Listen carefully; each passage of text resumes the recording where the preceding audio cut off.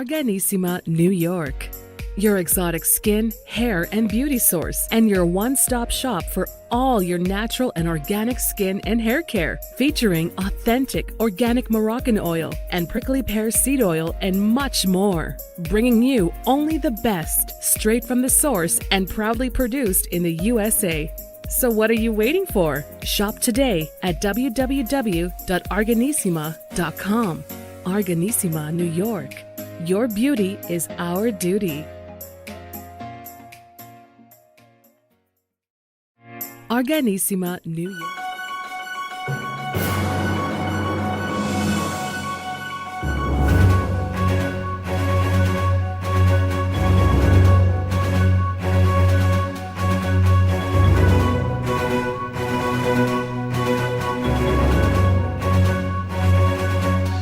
Welcome back to the iHealth channel and iHealth Radio. Hurricane H here. New day, new show, new topic, new guest. And I'll start with a question. Did you ever wonder if you were a taker or a giver? Sounds weird, sounds interesting, intriguing. We might have some answers for that, and you might have to probably take a quiz today. We'll see. Depends on our guest today. So with me today, I have EA, and I have to say it correctly, Csolkovits, and he is the founder of GIVERS University. Now, it sounds what it sounds like, Givers, but we're going to deep dive on that one. So EA, how are you? Welcome to the show. Thank you for being with us today. Hurricane, thank you so much for having a show. And I've got to tell your listeners, I'm sorry, I just have to digress for a minute. All right. You switched cameras when we started, and I looked and I thought, man, look at the guns on this guy. He seriously works out. I could just tell. I lift weights 4 days a week, but I could tell you must live in the gym. I thought you were going to do like a Schwarzenegger, imitation on me and say, I'll be back or something. Cause I thought, man, look at the guns on this guy. God bless him. So I just got to say it. It's a good thing. Well, yeah, thank you for that. But actually, I am looking at a gym across from the studio on the other set. That's the other set right there. But the funny thing is that you mentioned Arnold, and I know your name, as you said, is Austrian. So hey, you might be back. That's great, man. So we have to have fun, right? Yes, for sure, buddy. So as I stated, the question is, few people, are they givers or takers? And that's a pretty deep concept in itself. And I think that's going to give us a full hour of discussion. But as usual, the tradition, EA, tell us a little bit about your story in terms of this concept or GU or the Givers University. Thank you. Happy to do that. And again, thank you for having me on your great show. And I look forward to sharing with your listeners some great content and some great nuggets and hopefully provoke some thought, and say, that's some good stuff. So if I may, I'd like to digress because this really sort of transpired. Givers University came about as a result of events from years ago. And if I can walk down that path for a minute, I believe I can share some insights with your listeners that they might find intriguing. Go for it. I was born in Chicago. I live in Michigan now. And, I'm 65 years old now. And back then when I was 5 years old, my father was a milkman. He had his own one-man operation. He had his own route. And back then when I was 5 years old, amazingly enough, 60 years ago, how in the world that happened? But, that milk actually came in glass gallons. And there was a box outside everyone's house. That was the milkman's box. And what was amazing, Hurricane? The box always had money in it. And no one touched it. Not one single time did we ever have anyone take the milkman money that they knew was in the milkman box, because in there was always a little handwritten note, eggs, cheese, whatever they wanted that my father would deliver. And it was interesting times, right? Different times. So here I was at 5 years old, and I'm delivering milk with my father. And I think that was the first time where I really got like a sense of not knowing it at the time, of getting on with doing whatever needs to be done and being a self-starter, because my father didn't punch a time clock. He got up at 3 a.m. Back then, the only trucks that were refrigerated were the big 18-wheelers. So the delivery trucks, like my father had, that went in the neighborhoods, it was his own truck. he had to get up in 3 a.m, and we went and he chopped ice with an ice pick on these 6-foot high slabs of ice and would slide these pieces in the middle of the truck and then break them up even smaller and put those on top. And that was how the milk stayed cold, right? And I remember him saying over and over again, the same thing. He said it every time we went out. And that was, well, when we're done, we're done. And that always sort of, even at, 5 years old, I remember him saying that, let's get on with it. When we get done with the route, we're done for the day. Let's get done with it. Right. Mm-hmm. So, and that was, I guess, sort of my first little thought, I guess you could say. I'm not punching a time clock, and being a self-starter. And when something needs to be done, get going with it. So, and there were some great memories of, delivering milk with my father and doing that at a young age. And then at the ripe old age of 16 years old, I took my first step in moving towards success, and I became a janitor. Now, I didn't mind doing that because business was always picking up. What? Anyway, so here we are at 16 years old, I become a janitor, and I was able to be bonded, which means insured. You know that from your financial background experience. So that meant that if my buffer, when I was cleaning, hit a piece of equipment, the insurance company would cover it, right? That also allowed me to be in expensive places and also allowed me to be in expensive homes. And I cleaned a particular home every single Wednesday. I was there every Wednesday at 16 years old, every single Wednesday. And the name of the lady whose house I was in was June Martino. Now, that name means nothing to your listeners until I make a movie reference. There was a movie out a couple of years back. It's still on streaming now and probably will be for a really long time. It's actually a pretty good view. It's called The Founder. It's with Michael Keaton, plays Ray Kroc, and it's about McDonald's. I don't know if you had a chance to catch it. Did you catch it? I did. Right. Okay. All right. So, and sir, I can tell you because I lived in Oak Brook. That's where I was born and raised. And in my whole lifetime, I witnessed the McDonald's phenomenon in my lifetime. The world headquarters for McDonald's was where I lived, so for decades it's not there anymore, but for decades it was there. So I saw this whole thing. I witnessed it. So I can tell you truthfully, the movie is drama spin, Hollywood spin. They had to paint Ray that way to make it interesting. He really wasn't that way. Anyway, the movie is based on events that truly did happen. That's for sure. It's just Hollywoodized, right? It's fun. So in the movie, Michael Keaton, Ray Kroc, is constantly talking to a lady outside his office. And he says, June this, June that, June that. That lady is the lady whose house I cleaned. So every Wednesday, and she had, when I met her at 16 years old, she had the third most controlling stock in McDonald's. She was like an icon. Everyone knew June Martino, right? So I was in her house, and this was fascinating to me, Hurricane, because I had always thought up to that point, to be successful, you had to be a jerk. You had to push people down. You had to be me only oriented, me first oriented. You had to be the first one to be able to say it's only business. And you just had, and that was how you made it, right? I don't know where that came from. I don't know how I had that thought, but it was there in my head. She was so the opposite. It fascinated and astonished me how this woman who was worth more zeros than I could count on my fingers and toes at that point when I met her, how she was just the opposite, approachable and never she had a full-time maid and butler. I'm in her house, which is $1 million home back then. When I was 16, it was $1 million. She lived in a place called Ginger Creek, and she bought homes for her 3 sons. And I mean, so I'm astonished by all this, that she's so approachable and so nice and so kind, never condescending. And to show you, if I was buffing the floor, I was there I had to buff the floor with special buffing pads, and I would clean the swimming pool and clean the garage. By the way, loved cleaning the garage. The reason why is in order to clean it, I had to pull out the Rolls Royce. Now, I was sitting in a Rolls Royce that was worth 10 lifetimes of income, right? And then at the end of the day, I would go home and drive my car, which was a Rolls Canardly. That means it rolls down one hill and can hardly make it up the next. So I'm driving a Rolls Canardly, and and I'm sitting in this real Rolls Royce. This is like neverland for me. And this woman's amazingly nice. And to show you, if I'm buffing the floor and looking down and she walks through the room and sees me before I saw her, she would say hi. I mean, just that approachable, right? And I'm thinking to myself, man, this woman's like super, super, super wealthy. And she's so nice and approachable. She's not a superhuman. She's not like an alien. I mean, what's the deal here? I mean, it was blowing my mind because it was so different from what I had erroneously preconceived, right? So one day, this was it. She was in an extra good mood. And I mustered up all the courage that a snot-nosed 16-year-old could muster up, because I'm going to go and ask June a question. So I got at my courage. I'm shaking in my janitorial boots. And I walk up to her and I say, "Hi, June." And she goes, I mean, so nice. It was amazing. She said, "Hi, how are you?" And I said, "Fine." She knew who I was. I was in there every week, every single Wednesday, right? So she knew who I was. And I said, "Can I ask you a question?" She said, "Sure." And I said, "Could you tell me about it?" She said, "Well, what's that?" And I said, "Well, the whole McDonald's thing." I'm not kidding, Hurricane.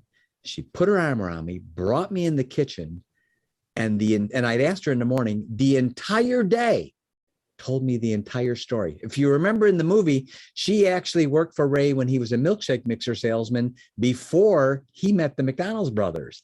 She started the story there. And then the whole thing through all this thing, all the way through, up to the moment we're sitting in the kitchen. She even had the maids and butlers bringing us food so she could keep telling me the story. And I'm thinking, God, man, she taking the time for this 16-year-old kid. What's the deal here? This is June Martino. I mean, it's like, I'm amazed she even answered me, let alone, devoting a whole day to this kid, literally a kid. So she tells me about a part, and you might remember this in the movie, because it is an actual event. It's Hollywoodized, the way they portray it, but it did actually, the event happen. In the movie, June goes to Ray, because she kept the books, and said, "We're out of money. We don't have any money." And that perpetuates Michael Keaton calling the brothers. They have a drama argument on the phone. Michael Keaton says, "I need more percentage. I need more royalty," slams down the phone. Right. Okay. That event actually did happen, not that way, but it did happen. She told me about this decades, way before the movie came out. And so she told me the following. She said, there was this time where we didn't have any money. So I agreed to keep working for Ray for no pay. And he gave me worth less than zero company stock. And he agreed to take some of the phone calls from my bill collector so they weren't hounding me on the phone. So I just asked her back. I said, "June," I said, "as you know, I'm a janitor. I work Friday to Friday. That means paycheck to paycheck. If I don't get paid on Friday, I'm not showing on Saturday. I need that paycheck. That's what pays for my rolls canardly," right? And so I asked her, "Why'd you do it?" Hurricane, she sat back in her chair and did an eye lock on me and mentally left the room. She's staring right at me. And not, and it was like maybe 10 seconds, but it seemed like 10 minutes. Yeah. And I'm going, do. And she's staring right at me. But I can tell she's not home. She's truthfully, because I guess I realized at that point, I had asked her a question no one ever asked her. Everyone always wanted to know what happened with McDonald's, but no one ever wanted to know why. So when I asked her, "Why'd you do it? Why'd you work for no money, no pay?" When she answered, I'll never forget what she said. The way she said it, that made the hair stand up on the back of my neck. And my instantaneous thought right after, when I asked her, "June, why'd you do it? Why'd you keep working and you weren't getting paid? No pay whatsoever. Why'd you do it?" When she answered, Hurricane, she said, "Because I believed in Ray." And the way she said it and the feeling made the hair stand up on the back of my neck, because I could tell this was such a heartfelt feeling. And the answer was heartfelt. And my first thought, weirdly so, was, that's it. Why? That's the answer. I need a Ray Kroc. I need someone who can bring me under their wing, teach me. It certainly hasn't worked out too bad for her. I'm in her house, and it's $1 million mansion with maids and butlers and Rolls Royce and all these things, That's what I need. I need a Ray Kroc that can teach me. I don't even know what I don't know. I just know I don't know it, whatever it is. I just know I don't even know what I should know. I didn't know mentor. I didn't know what a mentor was. I didn't know any of that stuff. I just knew in my heart right then, I need a Ray Kroc. So I did something that was intelligently accurate. And all this, by the way, leads up to how Givers University came about. I did something without even realizing, by mistake and out of puritanical ignorance. I asked the right question. And the question I asked was, where's my Ray Kroc? How am I going to meet my Ray Kroc? Where is he? I didn't know at that point how important that question was, as later on my business mentor taught me. People live backwards, and they live backwards because everyone's searching for the answers. Everyone wants to learn the answers. They want to find the answer. What's the answer to this? What's the answer to that? He said, it's wrong. They're backwards. He said, the answers are always there. They always have been there. They're omnipresent. He said, we need to focus on, and everyone should focus on asking the right questions. And the reason is when we ask the right questions, we become self-fulfilling prophecies in our own life. Also, when we ask the wrong questions, we become self-fulfilling. We get the answers. You know, when someone says, why don't things ever work out for me? The question itself causes the answer to arrive in their life. A self-fulfilling prophecy. By the way, I just had to rewire that in my mind because I don't believe that in my life. I believe everything works out, right? So he taught me, one of the things he taught me was ask the right question. Hurricane, ignorantly, I did that one thing and I asked where, I never said I wasn't going to meet my Ray Kroc. I was never going to, I thought, well, where is he? He's got to be out there. How do I meet him? It wasn't 3 or 4 months later at the same janitorial service. It was at night. Talking with the owner in a suburb called Addison, Illinois. Chicago's got a lot of suburbs. And Addison, Illinois was where the janitorial service was. So Jerry was the owner. And it was after dinner time. I had already punched out. And the phone rings. Picks up the phone. He answers it. Talks for a few minutes. Hangs up the phone. He said, well, that was some guy in from Detroit. He wants to open a diamond store. And he wants to see some carpeting. And he's got to see it tonight because he's leaving, going back on a plane tomorrow back to Detroit. I said, okay, what's that got to do with me? He said, I need you to go. I said, I'm not going. Jerry, I already punched out. Now, by the way, we're going to count how many times I said no to this event. So I said, Jerry, I'm not going. I'm exhausted. I've been cleaning all day. I'm fatigued. I'm mentally shot. I'm not going to go show carpet. He says, I need you to go. I said, Jerry, you know I don't know anything about carpeting. I don't know how to bid a carpet job. You know, I've never done one. I can clean carpet. I can shampoo it. I can vacuum it. I don't know how to bid one. So he gives me one of these wheels and he said, you walk this way and this way on the room. It measures it and call me on the phone. I said, Jerry, I'm not going. I don't know anything about it. Now, this is the 3rd time I've said no. And he said, I'll tell you what, if you go, I'll give you your pick of any Saturday you want off. Now, for a janitor, that's a huge negotiation chip because we work and businesses are closed. So Saturday, you know, when they're closed, we're cleaning morning till night. So I wanted to make sure he wasn't tricking me. So I repeated it back. Any Saturday I want? He said, yeah, any Saturday. I said, okay, Jerry, I'll go. So I throw the carpet samples in the back of my Rolls Canardly, setting the stage for your listeners. I don't want to do this. I'm mentally fatigued and tired. I've said no so far 3 times. I don't know anything about carpeting, so I'm getting ready to do something I don't even know how to do. I've never done it before. I'm getting ready to meet a guy from Detroit. Seriously? Detroit? I don't know, I'm a guy from Detroit. And I'm not doing this because of my boss. I'm not doing him a favor. There's only one reason, Hurricane, I'm going. Saturday. And that's the Saturday. Exactly right. I'm getting that Saturday off, man. I'm getting that big Benny right there, right? Little do I know, I'm getting ready to meet the man that will change the trajectory of my life forever. I'm getting ready to meet my Ray Kroc. He will become the father I never had, even though I had a father. I'm getting ready to, I will be the son he never had, even though he had a son.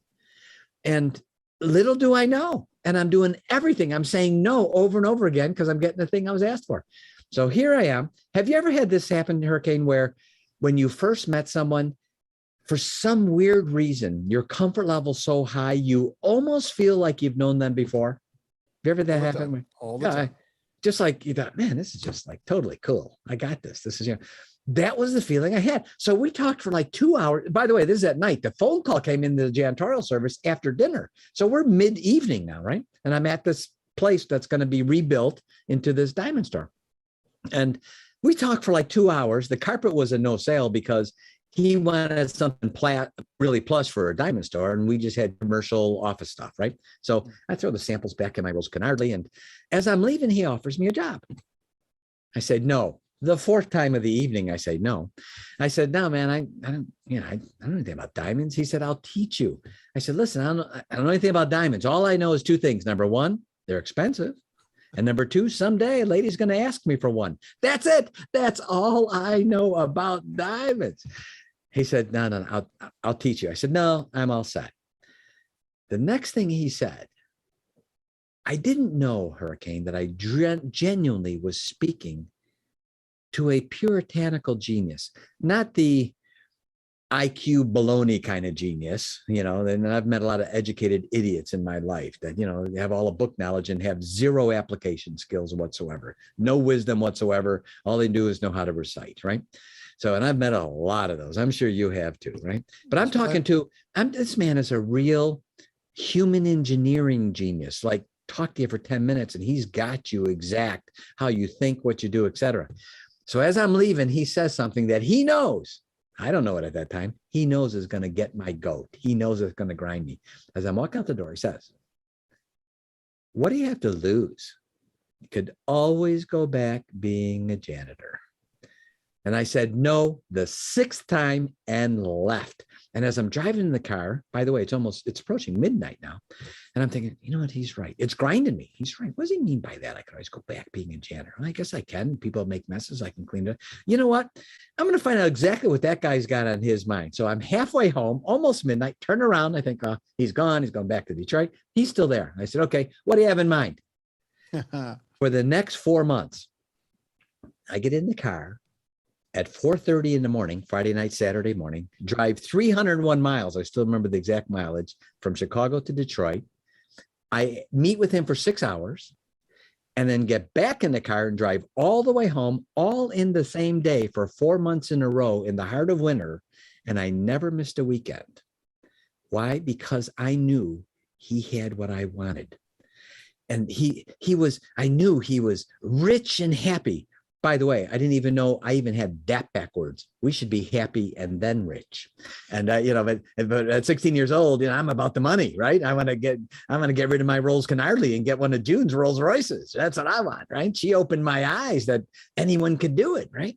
And so I met with him, and then I worked with him for a few years. And then at 19 years old, I asked him the question. I said, Sam, his name was Sam Robbins. Why me? Sam Robbins. I said, Sam, will you teach me everything? I mean, don't hold back. I want to know it all. Teach me all of it. He said, okay, but I want one thing from you. Now I want to let you know whatever he said next, I'm saying yes. Didn't matter. I'm in yes mode, right? I'm in yes mode. He said, this is what I want from you. When the time is right, and you will know that time, I want you to teach as many people as you possibly can everything I teach you. And I said, okay. So at 19 years old, Hurricane, I made a vow. I made an oath. I made a commitment to my mentor that I believe even today is looking on, helping me, because I'm fulfilling that commitment I made when I was 19 years old. And that today has manifested into what we know as Givers University. And that's the history. That's how it came about. Well, I have to say, I was so into it. I mean, we've put in some time right now just learning this, and I can just relate to some of the items and the elements you've covered. And first of all, it is real, and it happens. And it only happens to people who want to see it, who want it so bad. In your case, you were always motivated. You know, you've seen your dad doing the work. And by the way, it took us to a time where life was nice. People were nice. You know, trust was there, honesty, all the stuff. But unfortunately, we lost some of that over the years. But even at an early age, you showed some personable stuff that today also we've lost. I think the new generation doesn't have much of that that you've demonstrated at 16, just at different times and different ambition. And I think that is a big, element to really highlight. And I wanted to highlight that specifically. You also had the opportunity to see value from people who may be rich, who have made it at the time, but they didn't forget, their own story, and they were willing to share that. In the case of Juno, she did not have a power trip. She saw the value to show you the stuff, to tell you. And by the way, that question that you had about, why did you do it? That's where it makes a difference for people. Sometimes you take that leap, you take that sacrifice when you know it will pay off later on. People sometimes lose value or lose sight of that, because sometimes we want the instant gratification as opposed to like seeing 10 steps ahead, and just like looking at the future. You want that quick, I want to make it now, but not seeing that you want to put some time and invest, and it'll get all better eventually.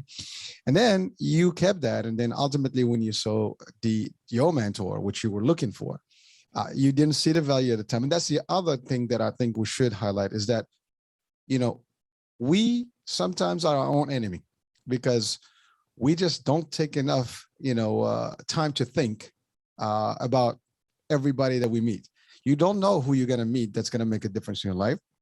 I personally had the same experience, very similar experiences. And there are people in my life that actually guided me, that were actually my mentors, and I've thanked them, and I still will thank them until doomsday, because they were the people that saw what I had in me in terms of ambition and hunger and success that I wanted to be, and so on and so forth. But they were there, and they taught me things. And that gets us to the actual point that you started the Givers University, which is everything we learn. We only learn it because someone had taken the time to teach us, and we are meant to teach it to others. And sometimes, again, people do things, they take it, they always say, it was me. It's only you with your work. But if other people didn't see the value in you, there's so much talent out there. There are so many smart people. There's so many people that can do things. But if someone doesn't take them, hold their hands and show them, motivate them and mentor them and guide them, they may be not nowhere. And I think those are just super values that sometimes people don't see. I think we're addressing them in a different, and your story really, really shows exactly that value. Knowledge is meant to be given. Knowledge is meant to be, cherished and shared, not kept alone. I mean, you can die with your knowledge. It's not going to do anything for humanity. And one of the things that we're doing right now is sharing that knowledge, just of this program, right? And your story should be motivational and inspirational to many that are listening today or viewing this particular program.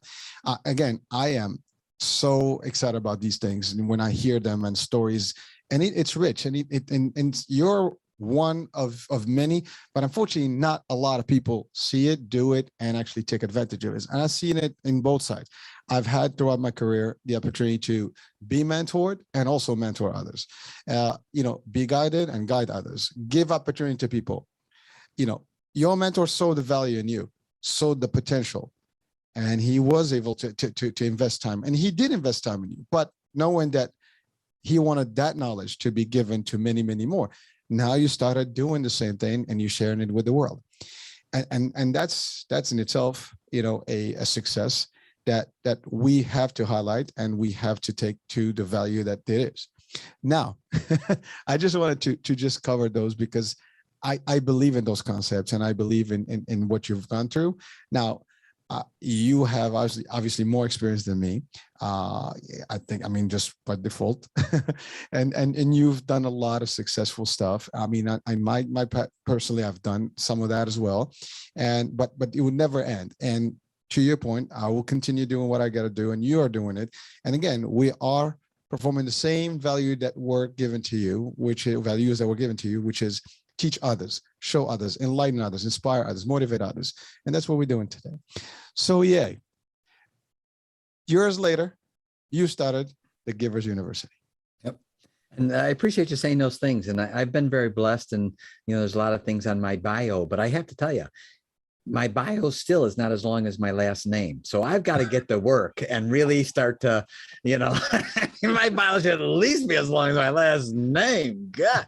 All right. So but I really was blessed with it. And my business mentor did teach me so many great things, and And so many drilled them into me over and over again. But, you know, when I drove up there, I would think for 6 hours, that's how long the drive was, of all the questions I was going to ask him. And for 6 hours, he had to feel like he was getting hit by a jackhammer, because for I would sit there for 6 hours and just question after question, you know, and then all the way home driving for 6 hours, I would ponder and think of the answers, and, you know, and what they meant and how those things were and how they could apply. So for your listeners, get a mentor. Believe me, they're out there, and they're people that, and usually the more successful they are, the more they're willing to help, as long as you are sincere, not because you want to endear yourselves because they've made it or something. And they'll pick up on that. They'll know that, right? I was genuinely in sponge mode when I met June, and I went up to her. I was shaking in my boots, and I got to believe she had to know that. And I really wanted to know what happened, because I was trying to figure out how the world is she living like this? And I don't see superhero, alien superpowers anywhere. What, you know, so I'm thinking in my mind, well, she knows something I don't know, and she's doing something I'm not doing. It's only those two things. There's no other two things. Either she knows something I don't know, or she's doing something I'm not doing. All I know is I'm buffing her floors. So I better figure out what it is. And so the question was sincere. And it was a form that one day was a superset in mentoring, you know, and then of course, Sam, God bless him. You know, I mean, there's so many great, awesome conversations. And I share, and the way I met him and how many times I said no, Hurricane, I'm saying no to the very thing I asked for. And I can share with your listeners, because of that, please take note of that story, because so many things will happen in our lives that at the moment will seem so insignificant, on the thin edge of a dime, that will actually be the answers to the questions we've been asking as our lives become self-fulfilling prophecies. And these little things, these insignificant moments, will be the ones that shape our lives in ways that are unimaginable at that moment. So be aware and observe when those moments come, because they're there in all of our lives. And you're talking about powerful messaging here, because we don't know what element is going to make the change, the difference. You know, I had one time I did a TikTok about the 1 degree. As we know, that extra degree that makes the water boil and all that. So that 1 degree is that one step. That's the one person you talk. That's the one question you ask. You never know what that would be. The next step that you take can make a difference. Yeah, and most of us, you know, we don't take that next step because we're afraid, or we give up, or we just say, okay, whatever. Or to your point earlier, you said so many no's. It could have been one extra no, and that would have been it.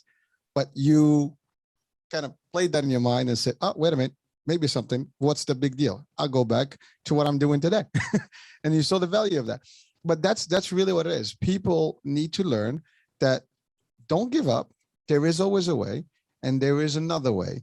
And you don't know who you're going to meet, when you're going to meet them, and how you're going to meet them. But those are the people who are going to make a difference in your life.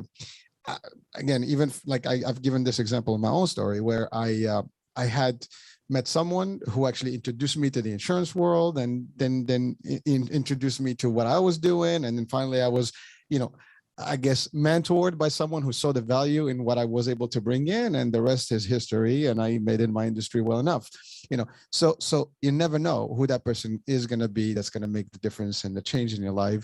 And, you know, I'm grateful for each and every one. And the other part that I add to it is that I think everyone in my life has taught me something, and in a way or shape or form has helped me be who I am today. You know, it started from my parents and family and friends, and, you know, those mentors that come along.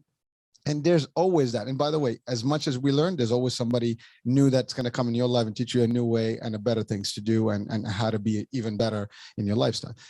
And that's, I mean, today, this is just a good example. I mean, this valued, you know, a discussion is going to pump me up even more, and I'll probably do a lot of good stuff out there. Well, and you bring up such a great point that I'd like to invest a moment on. Sure. That's so important. I was blessed in over a 2-year time period. I had my own radio talk show, and I interviewed over 1,000 millionaires in 2 years. And through the course of that, with asking them, and by the way, off the air was some of the best moments, because I always had a list of things I wanted to ask these people, right? And they're all millionaires, right? And so as a result of that, I can share with you some things that were very interesting in the commonality of 1,000 people, over 1,000 people who were each individually millionaires. They had certain things in common. One of the things in common, every one of them, not some of them, not a few of them, all of them had these two things in common. Number one, they all had a time in their life where everything, and I mean everything, told them to stop. Their finances told them to stop. Their family told them to stop. Their business told them to stop. The economy told them to stop. They had every reason in the world, and they were all there to stop and not do the next step. All of them had that story. Not some of them. They all had it. That, to me, that was very interesting, that they all had that story. And they all had the next thing. In fact, some of them, interestingly enough, because I was interviewing people who didn't know each other, different industries. The only thing they had in common is that they were president, CEO, or and a millionaire. That was it, right? So they all, and sometimes even used the same words. It was almost a little strange. They said the following: do you know, I took the next step out of curiosity to see what else could go wrong.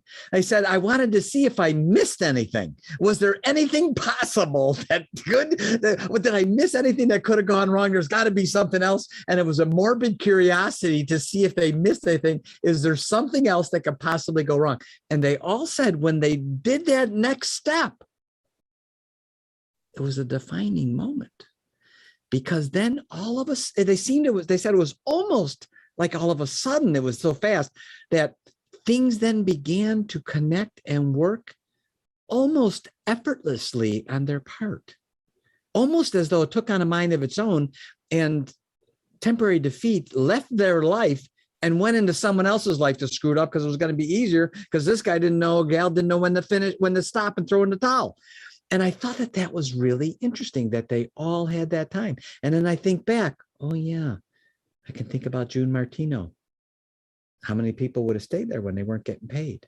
I mean, I could think of those, and started that thread started to go through that commonality, and all that information from those 1,000 people also got, crafted together with my mentor's teaching into what is taught in Givers University.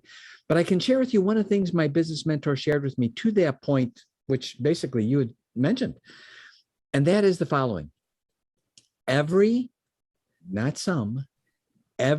adversity in life carries with it the seed of an equal or a greater benefit. And he taught me it's up to us to move aside the leaves. That's our part. We have to move aside the leaves and find the seeds. And when we find those seeds, because they're going to be there, we will realize those are the very seeds we needed to go up the next step and the next step and next step. And the next thing I'm going to say, Hurricane, is going to bake the noodle of some of your listeners, because they're going to think EA has fallen off the rocker. He's got hit in the head with one of Hurricane's weights. There's something wrong with him, right? This guy has something, he is off his rocker. When I say the next thing, but if they ponder on it, they will begin to see what it really means. When we really understand what temporary defeat means. And by the way, side note, my business mentor said, get rid of the word failure. Get it out of your life. Don't say it. Don't mention it. It's too eternal. Supplant it with temporary defeat. He says, because then it's like being tackled. You stand up and you realize you got a first down. He said, when you say failure, you threw yourself out of the game. Stay in the game. It's temporary defeat. That's all it is.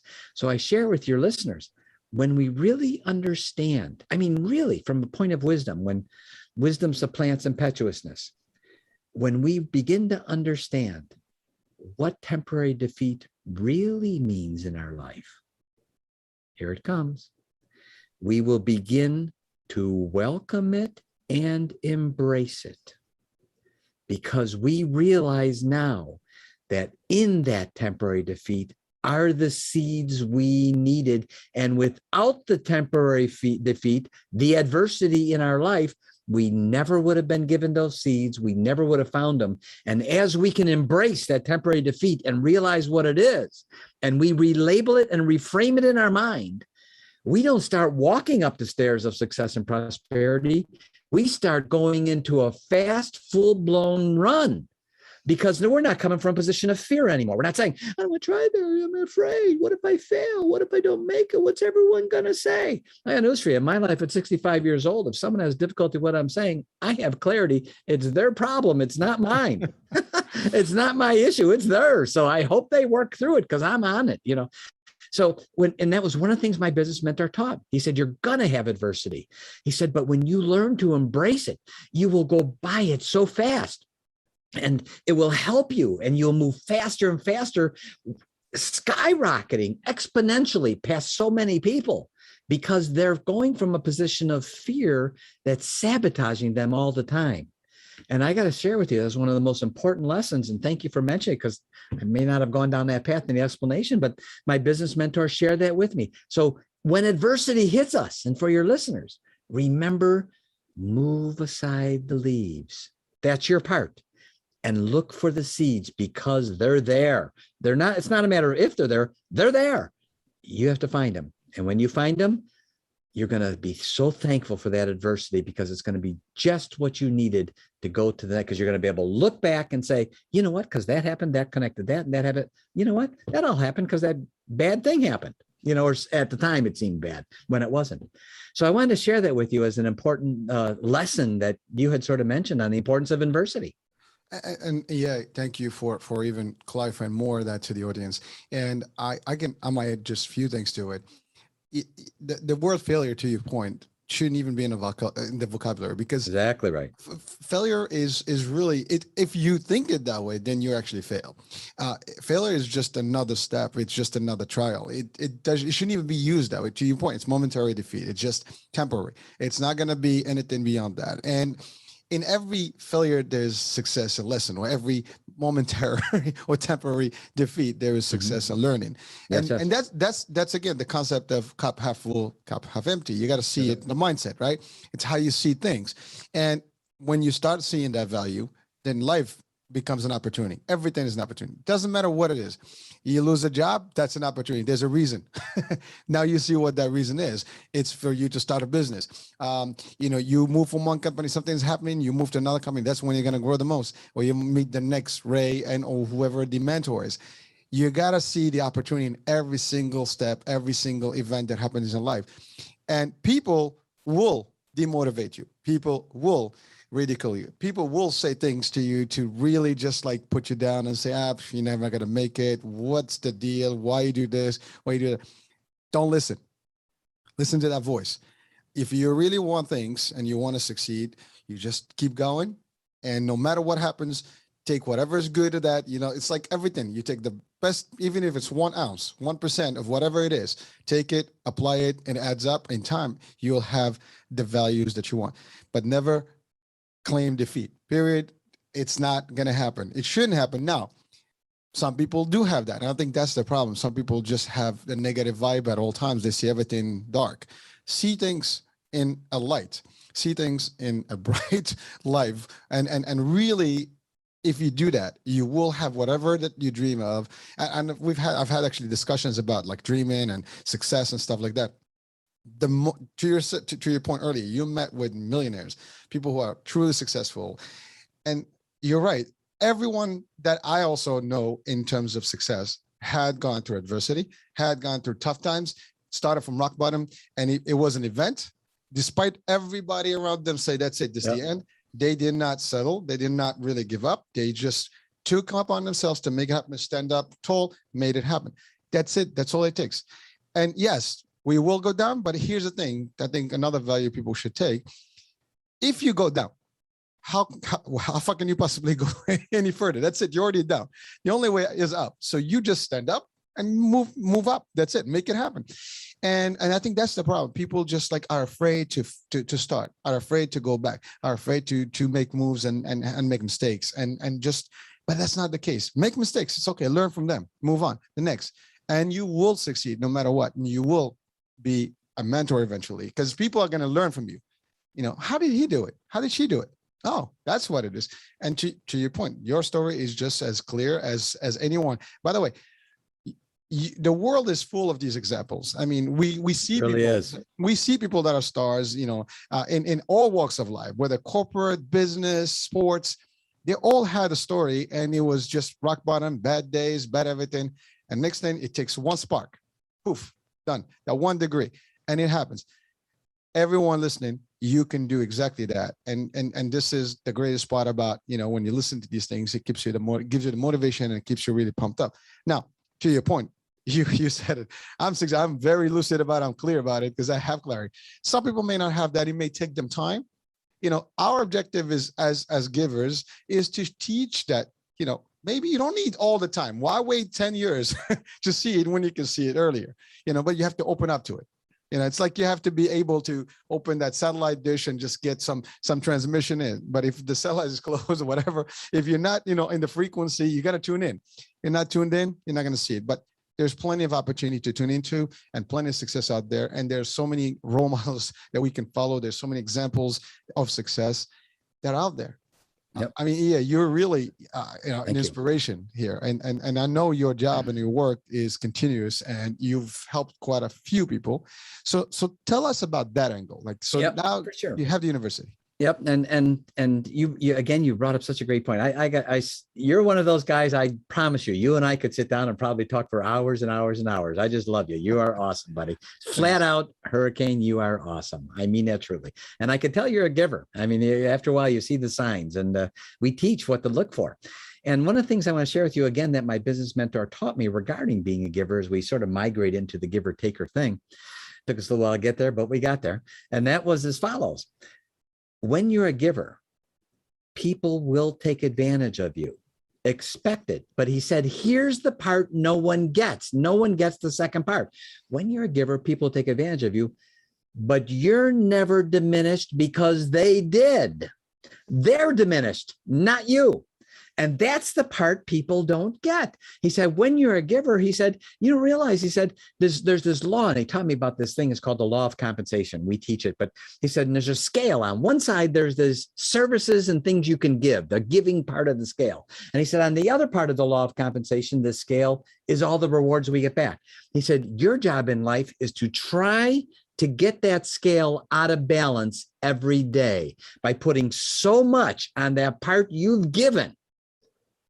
Because this scale, mystically almost, strives to be in balance at all times. Because of that, because you've heaped so much on the giving side, the receiving side has to be in balance. He said, so when you're a giver, expect people to take advantage of you. Get your head around it right now. He said, but you're not diminished because you gave. They are. They lost the relationship, and here's what else happens. You'll get back what you gave from another person, from another business deal, from another event, from another circumstance. You'll get all of that back. So you lost nothing, but the person who took advantage of you, they lost the relationship. So in the end, didn't they really lose? And he taught me that the important part with being a giver, how important that is. I can see her chuckling. There must be something that came to mind that you were thinking of. No, it's funny because it's like something that I just talked to someone about it literally about a week ago, which is you can give people a lot and you give them even the good sauce, but it will never taste the same. True, that's true. People, to your point, they'll take advantage, but they only can take advantage to what you teach them, but they will not know what to make of it. That's the other part. You give a lot of stuff to people and they take it, but they're just basically, like you said earlier, they learn the formula, but they don't know how to apply it. That's one. And even when you do it with pleasure. It doesn't matter. Even if you feel that, okay, well, this person is really, really just taking, advantage of what I'm doing, I'm giving, I'm helping, but you can move on and you're going to do it again and be good. But that's in your culture. That's in your nature. It's not going to go away. That's not going to phase anyone that is truly giving at all times and willing to do that. I do it, for example, in my case, I train people. I tell them, you can do whatever you want with this. I don't care.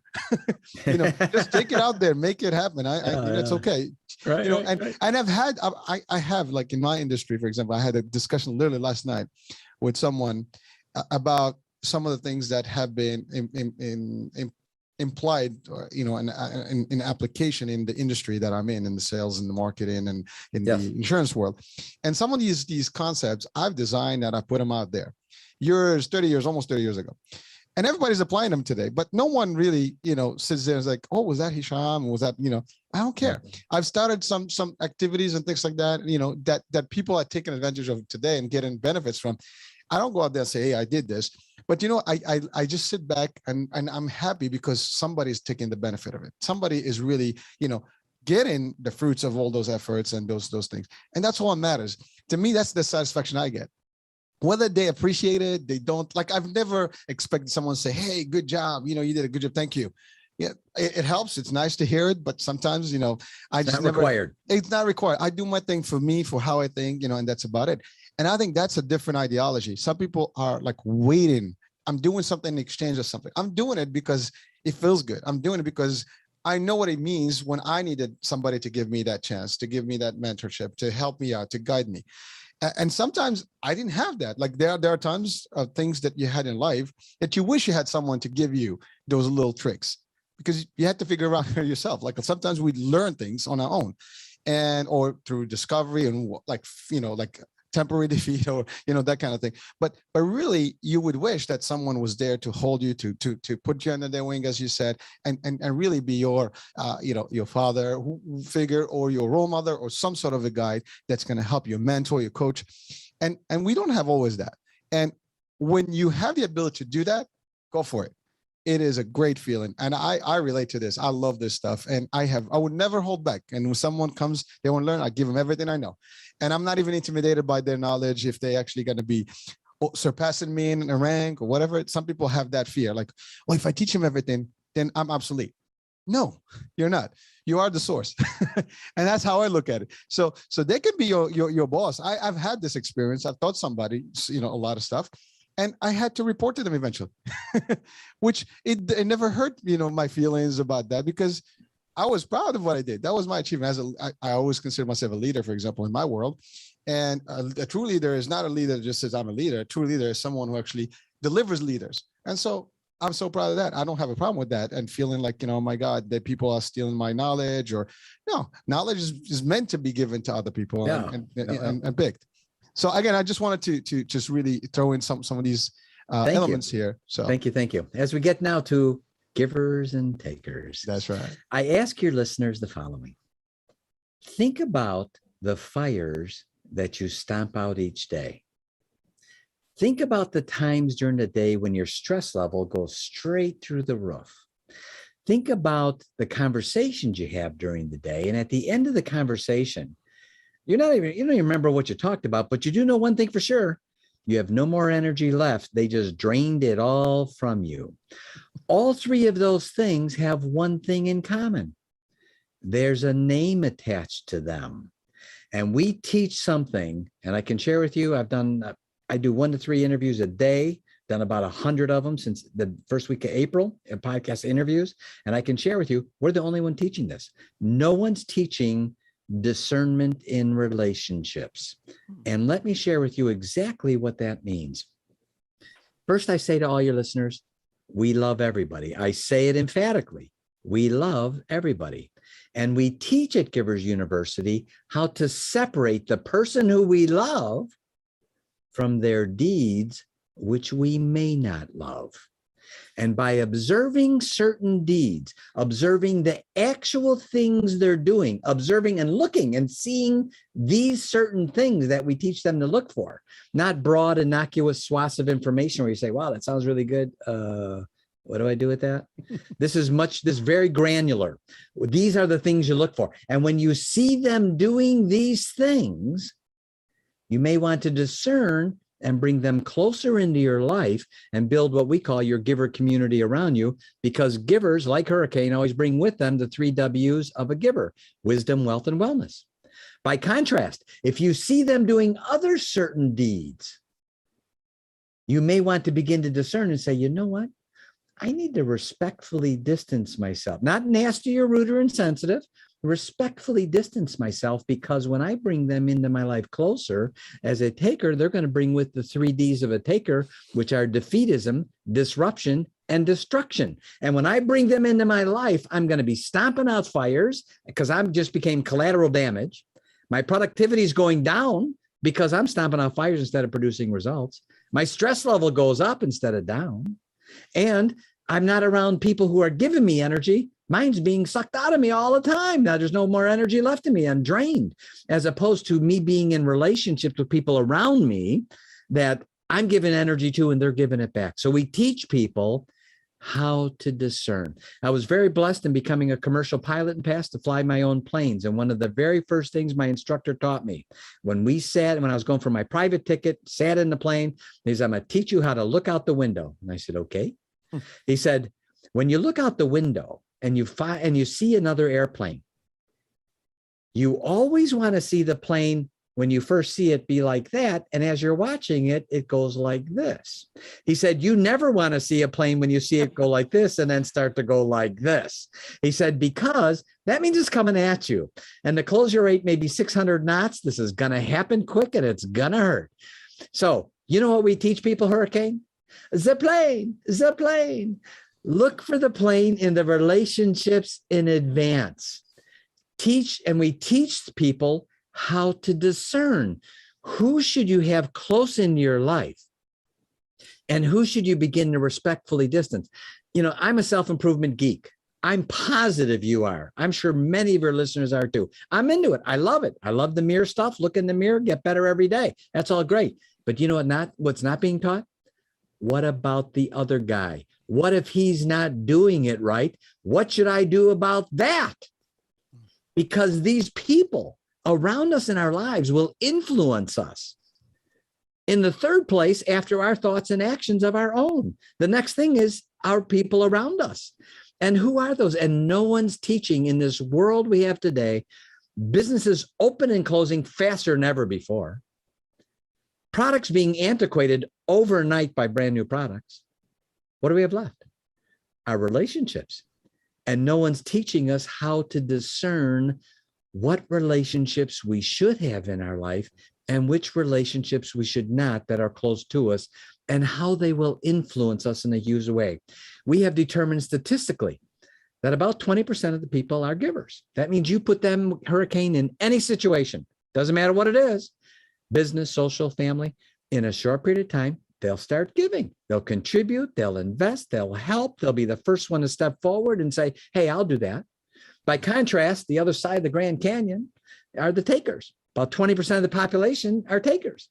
These are people that you put them in any situation, in a short period of time, they will craft and in fact fulfill a way to take from the relationship financially, spiritually, morally, mentally, emotionally.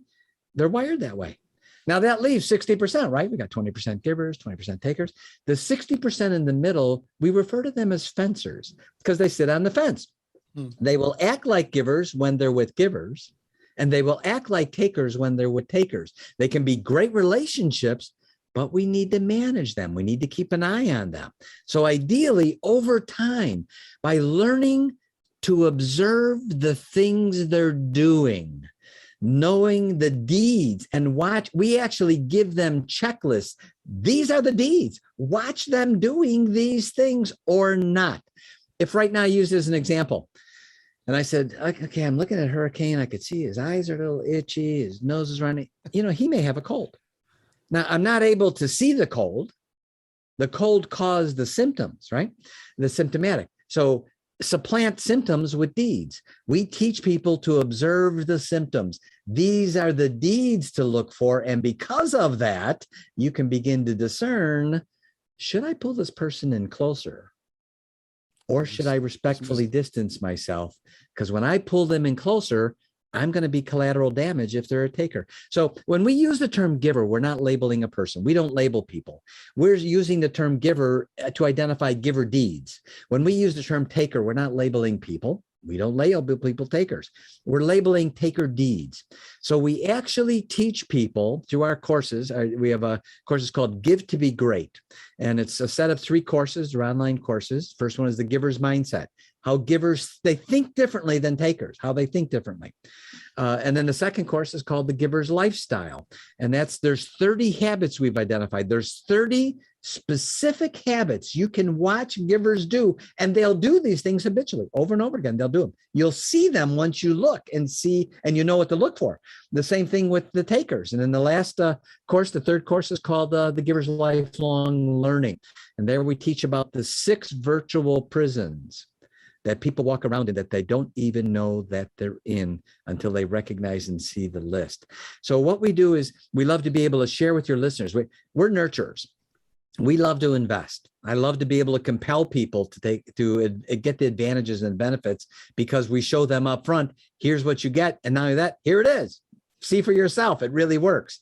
So we have free downloads that we love to give people. The first download is called The 6 Arrows That Takers Shoot at Givers.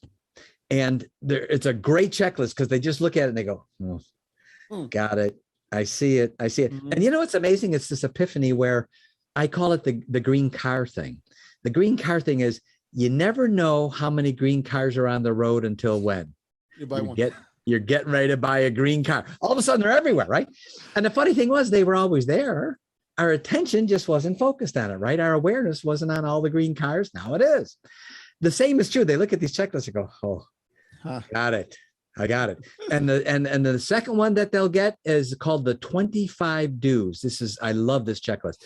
It's literally a 2-page checklist of the 25 actual deeds to watch for people doing or not doing. And what they simply do is they can go to our website, giversuniversity.com, get our free newsletter. We have a big website upgrade that's happening right now. They can also, if they don't see the sign up thing on there, it's because it's on the new one that's getting ready to be posted. They can also, we have a great 7-question quiz. We'd love to have all your listeners do the quiz. It's 7 questions, takes 4 minutes, and it's called, what is your givers and takers awareness IQ? And they go to giversuniversity.info, giversuniversity.info. Our website is .com, giversuniversity.com. The quiz is giversuniversity.info. When they go there, they're actually on the first question. They're right there. In 4 minutes, they'll be done. They'll get a great assessment from themselves. It's light but good and pointed on how they're doing on their awareness level with givers and takers. And it'll automatically get them in our system. And then from that, they're going to get an email that'll say, do you want to communicate with these people? We're not spammers. I don't like to do that. You know, I sign up for things sometimes. Next thing you know, I'm getting 6 emails a day from them. And I push unsubscribe, you know, because they're pelting my email, right? We send out 1 email a week. It's on Thursday.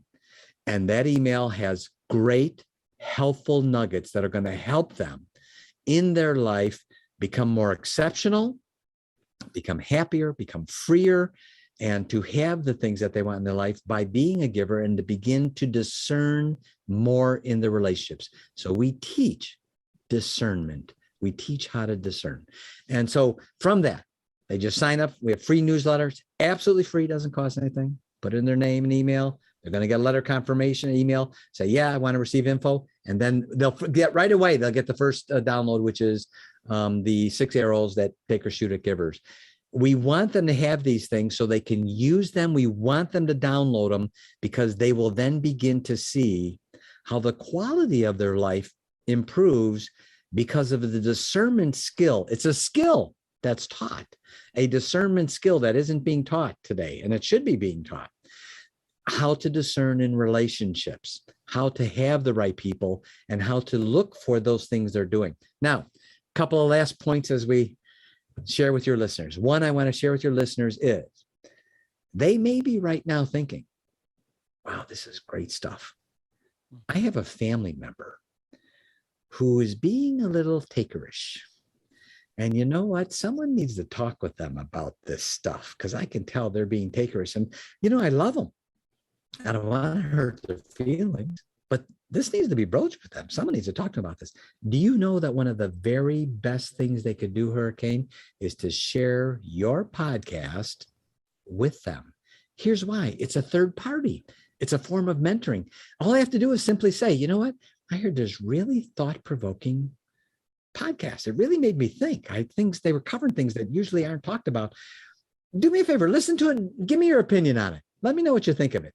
You never know. It might open their mind. The next thing you know, because you were a giver and you shared Hurricanes podcast with them, they may now be more giverish and you may be stomping out one less fire in your life, all because you shared this podcast with them. And so I share that with your listeners as something that's very, very important. A couple of days ago, I had an interview with a guy and he said, wow, this is great stuff. I love this stuff. I love this stuff. I read a book and they said, I need to be surrounded, and I put around me 5 good people. I said, you're absolutely right.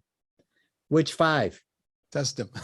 Givers or takers. And he looked at me with this blank look on his face. And when he realized, I said, you see my point? No one's teaching you how do you decide which 5? How do you discern in those relationships, which will in every way impact us in our family, our business, socially, those relationships, and no one's teaching us what to look for and what to be aware of. And that's really the heart of our discernment. And the last thing I'd love to share with your listeners are the 3 things my business mentor taught me to say to myself every day. And I say this to your listeners, and I pray that they begin to say these 3 things to themselves, because I can share with you, they impacted me in a huge way. And these are the 3 things that he taught me to say that I say to myself and have for decades every single day. And they are, I will never give up. I will keep rising up, and I will always overcome. Powerful. Enough said. Wow. Yeah, I have to say, I mean, I am just in awe right now. And I was thinking while you're talking about all this stuff to literally potentially use your university for training for my own team and use it as a tactical, advantage in one of our trainings and meetings. And I'd love to do it.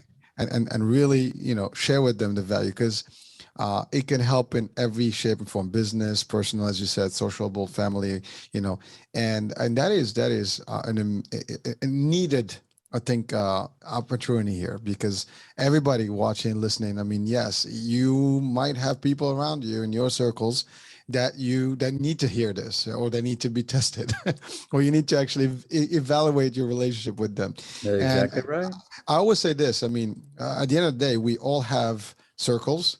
And, to your point, there might be people in the circle that may not need to be in the circle, and you have to be able to weed them out, and I'm being blunt about it, but, Yeah, but, for sure. Yeah, or like to your point, like now you can filter up, the good ones versus the bad ones, and the ones that are good you keep, and the ones that you don't, I mean, you just stay away from, and that's it. And one of the things is the negativity. Some of these folks will actually surround you. The energy that they're gonna give you, and they will be giving you all the time, is like, well, why and this, and you like the mining and stuff, and it just takes away your stamina, your energy level.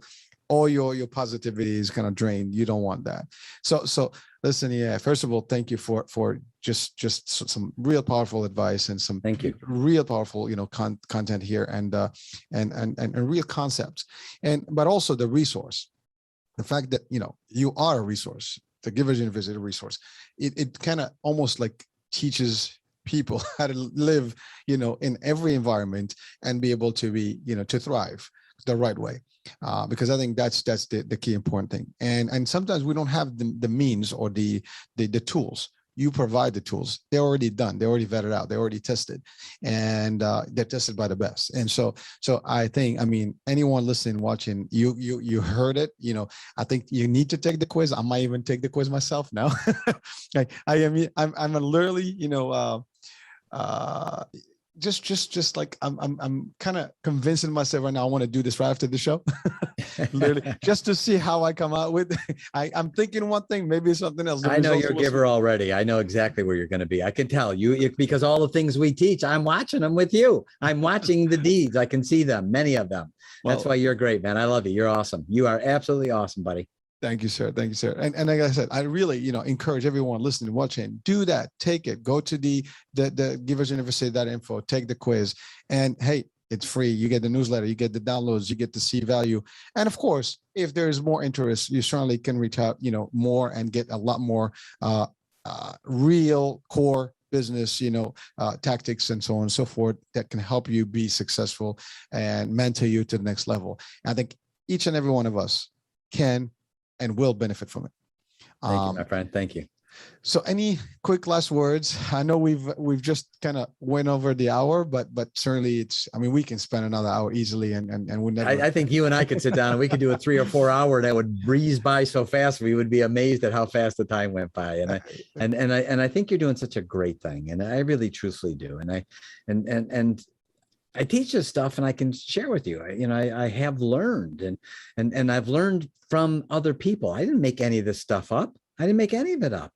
I just simply was like a sponge. And I just simply said, I had no problem humbling myself down. I think that's a really important thing. Everyone today, as you know, Hurricane, they all want to look so good all the time. And they always want to look so smart. And I have to tell you, if I had any magic in my life, it was my ability to humble myself down and say, you know what? I don't know that. Could you teach me about that? I'd love to learn. And do you know that how many people would love to be able to teach you something? And it's so much easier and so much better and so much more endearing when you actually have the ability to humble yourself down and say, you know what? I'm going to get over myself. My business mentor drilled in me. You know what the smallest package in the world is? Package all wrapped up in itself. And he said, so be okay to be humble. Be okay to be able to share great things with people and don't have a problem saying, I don't know that. Could you teach me how that works? Could you teach me about that? And next thing you know, people like Hurricane will show up in your life and he'll teach you about sales. He'll teach you about the insurance industry. He'll teach you about health and fitness. Why? Because he learned these things and he wants to share them with you. So listen to this podcast, share it with others. Hurricane's got a great thing going. And I promise you, this is not the last time Hurricane and I are talking together. And don't be surprised if you see some collaborations come out of our relationship. There will be. There will be. And just quickly, I want to just add to what you just mentioned right now, which is learning. We learn every day. There's always something to learn from anyone out there. And never underestimate who is in front of you, whether it's a child and, a person that's been in the world. True. Doesn't matter what it is. Don't always you started the story about, your first job as a janitorial, a custodial person. There's nothing. That's a great opportunity. That's a great job. That's a great percent. Everybody can teach you anything. Everywhere, anytime, never undermine people or think that they know. And some people know a lot more. They're just because they have a job doesn't mean they don't know stuff. That's what they do. But their knowledge can be so much more. And so humble yourself, to your point. Don't ever think that you already know everything. If you don't know it all, you're never gonna. That's it. Your cup full already. There's nothing to do. There's no more to put stuff. You need to have empty. You need to keep it empty all the time to actually keep more stuff. You have to be like one of those portable terabyte devices. Just put in the data and carry. You're a jump drive. You're a jump drive. Exactly. You gotta keep doing. And the minute if you're too full for yourself, unfortunately, that's where people. That's the demise of people's. It really is. You don't want to do that. So pride. And then that's exactly what gets on the way. It's like, oh, I got this. No, you don't got this. We don't got this. Sometimes I always say this, none of us are better than all of us. We there's more people, there's more brains, there's more knowledge we can do. And even when you lead, I think Steve Jobs said it best, we don't hire people to tell them what to do. We hire them to tell us what to do, and that's really what it is. So sometimes people around you and anyone you will learn from, take whatever you can get. Doesn't matter what it is. Take it, add it to your, to your vocabulary, to your ammunition, to your knowledge, to your skills. Whatever you can learn, take it. Knowledge is key. Knowledge is power. Awesome. Thank you, my friend. Thank you for having me on your awesome podcast. You are an awesome giver. And for your listeners, please share this podcast with as many people as you can. Think about how much better the world would be if people got this message that Hurricane's bringing you right now. Thank you. Yay. That's terrific coming from you. I appreciate it. I didn't do your awesome here. So folks, it's been a true fun hour here with our guest, and we learned a lot about giving and learning a little bit more about ourselves. So again, powerful podcast, powerful talk show. Let's put it to play. Let's put it to work. That being said, Hurricane H here. Thank you for watching the iHealth channel. Listening on iHealth Radio. We'll talk tomorrow. New show, new guest, new topic. Bye now. Ciao, ciao.